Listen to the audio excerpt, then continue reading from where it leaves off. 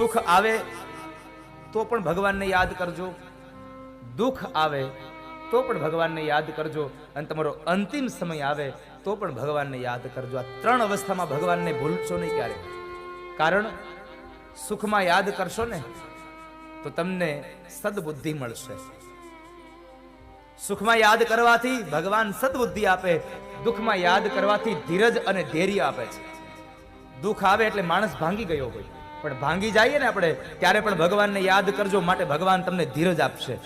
દુઃખ આવે ત્યારે હરેલી ન જાશો, ધીરજ ધરજો, કારણ દુઃખ કાયમ નહીં રહે. સુખ આવે તો પણ ભગવાનને યાદ કરજો, દુઃખ આવે તો પણ ભગવાનને યાદ કરજો, અને તમારો અંતિમ સમય આવે તો પણ ભગવાનને યાદ કરજો. આ ત્રણ અવસ્થામાં ભગવાનને ભૂલશો નહીં ક્યારે. કારણ સુખમાં યાદ કરશો ને તો તમને સદબુદ્ધિ મળશે.